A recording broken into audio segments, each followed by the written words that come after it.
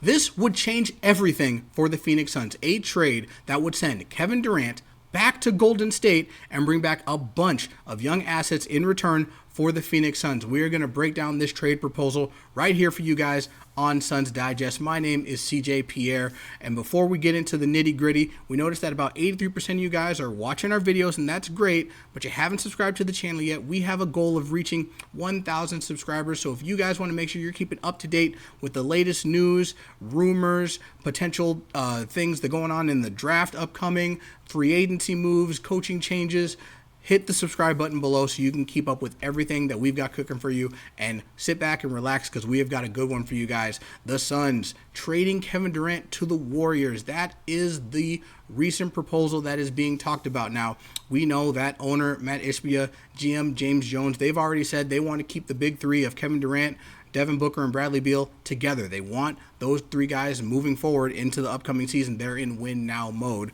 and that leads us to believe that the first-round draft pick in this upcoming NBA draft, the number 22 overall pick, that's going to be up for grabs for other teams to possibly take.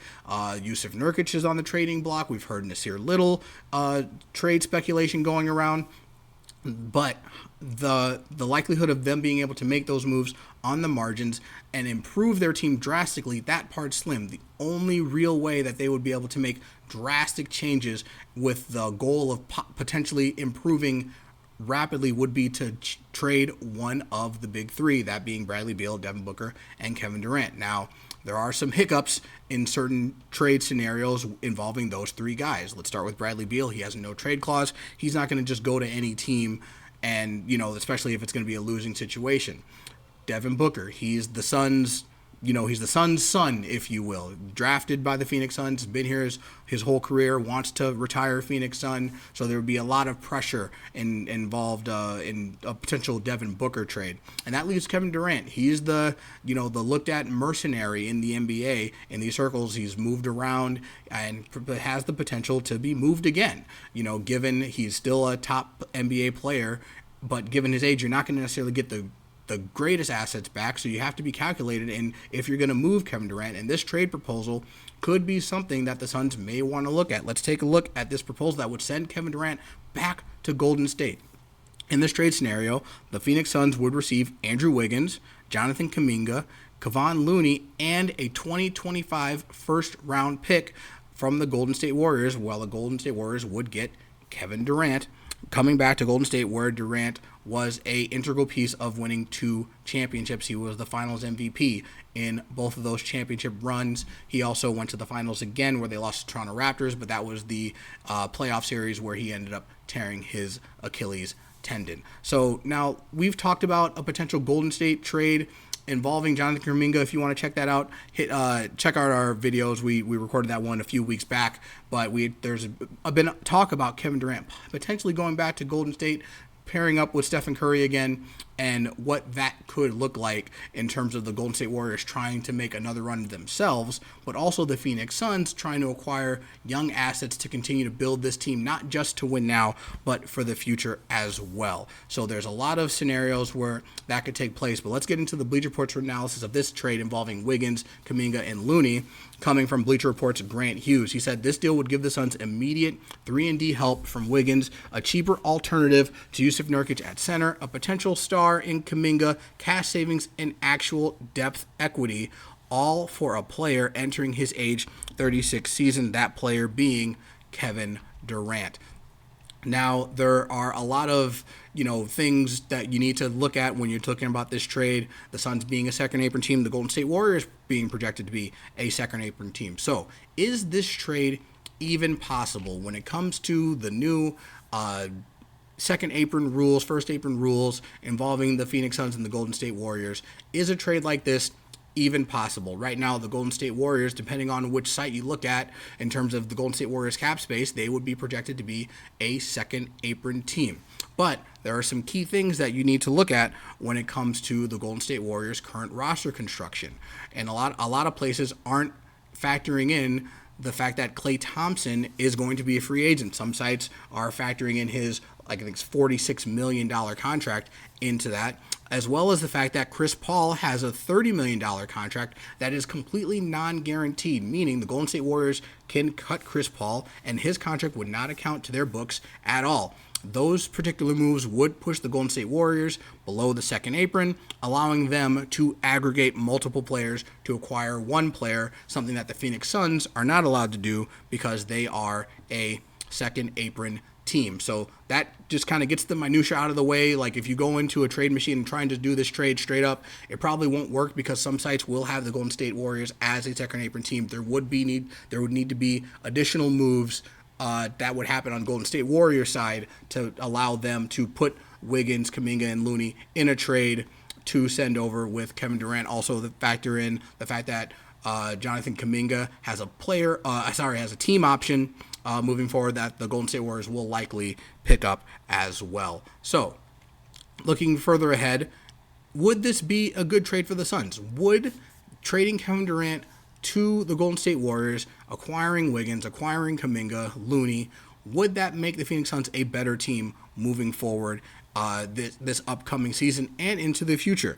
If we were to just kind of look at what that roster would look like with, adding Kuminga and adding Wiggins, you would take a look at this potential rotation. So you have Devin Booker, you have Bradley Beal, and then you'd have Jonathan Kuminga, who could be a budding superstar in the NBA, adding Andrew Wiggins, who is a solid defender, can hit some shots from the perimeter, can be up and down in terms of his consistency, and then as well, you get Jusuf Nurkic. Now, Jusuf Nurkic could still potentially be moved even after this trade, and then you look at the bench rotation. Then there's Grayson Allen, who the Suns recently re-signed, Eric Gordon, who has a player option. The Suns would pick that up, but he could still potentially be another rotational piece. Royce O'Neal, who the Suns are rumored to want to re-sign and bring back to the fold as well. Bol Bol, who is a free agent, someone who the Suns are also rumored to potentially bring back, and someone who could fit really good in a rotation headed up by head coach Mike Budenholzer. And then you have Kevon Looney, a veteran center, a little bit undersized, in terms of, he's not 7 feet tall, but someone who has been great around the rim, a solid rebounder, a solid rim protector, and someone that fans would probably have more faith in as opposed to maybe like a Drew Eubanks coming off the bench to fill in some minutes for a Jusuf Nurkic. And then that doesn't take away the possibility of, again, moving someone like Nurkic, moving someone like Nasir Little. Then they would have that flexibility as well in terms of adding a 2025 first-round draft pick. Now, you'd have to kind of pick and choose what you do with that 2024, that 22 overall pick, because you can't trade draft picks in consecutive years. That's a collective bargaining agreement rule, but it still will give the Suns even more flexibility in terms of what they want to do with their draft picks. They could turn one of those picks into a pick swap necessarily if they were going to perform a trade. But it kind of, overall, when you look at the team and then you're talking about what you're adding and what you're losing Kevin Durant, a top 15 player in the NBA, but he's also entering his age 36 season. You're adding someone like Andrew Wiggins, who has shown flashes at times, particularly in the most recent Golden State Warriors NBA Finals run, where he was second in Finals MVP voting, and then he's inconsistent. He's up and down. You add someone like Jonathan Kuminga, who has some promise, has shown also flashes, and could become a superstar in his own right. And then you add a depth piece in Kevon Looney, as well as a future first-round pick. On paper, it doesn't necessarily look like a bad trade, but the question is, does it improve the Suns enough to keep them a win-now team? Honestly, if you're asking my opinion, I don't think this is a good trade for the Phoenix Suns. Now, I know that when you're looking at, the Suns need to add depth. They need to add more pieces. They need depth in the interior. But when you just look at this trade as a whole, the sum of its parts don't equal what Kevin Durant brings to the Phoenix Suns. Kevin Durant, by all intents and purposes, is the Phoenix Suns' best player. Now, obviously, he's going to be 36, going into his 36-year-old season. You're not going to get the exact same return as the Brooklyn Nets got from Phoenix when they traded Kevin Durant. So you have to factor that in. His value has diminished, not to mention, his recent injury history. But as he is one as one player, Kevin Durant still a top 15 player in this league, dynamic scorer, solid defensively, great shooter, and he can still contribute, especially if you're trying to think about what Kevin Durant's going to project into in Mike Budenholzer's offense. When you look at the potential return, you're getting Jonathan Kuminga. You don't really know exactly what he's going to turn into or necessarily how he's going to fit. He's not a consistent shooter. He's solid defensively, and he's a decent slasher, but he doesn't necessarily fit the mold of what it might look like in terms of what Mike Budenholzer will want him to do. He wouldn't necessarily fit into a star role where he would be, a number 1 or number 2 option on a team. Andrew Wiggins has proven over the course of his career that he's not a number 1 option on a championship winning team. He's more looked at as probably a number 3, number 2 if he gets hot, but he gets hot. He's not as hot nearly as much as he's cold. He's not a consistent player, not a consistent defender, not a consistent rebounder, and he has so many flaws that kind of overshadow his just genuine talent that it's not something that the Suns would really benefit from, particularly if you have to factor him into the starting lineup.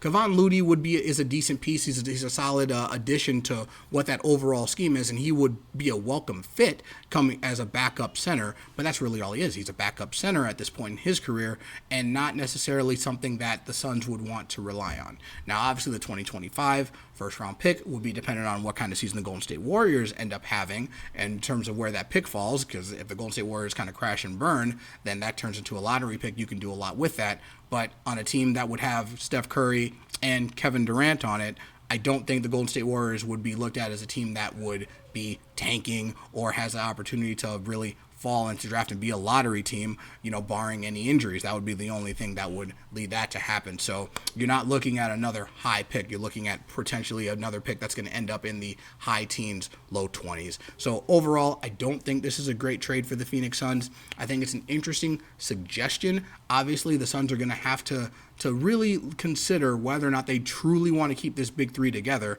moving forward, particularly if you're looking at what the Suns are going to look like in the future. But again, owner Matt Ishbia, GM James Jones, they keep telling us they're win now. It's championship or bust.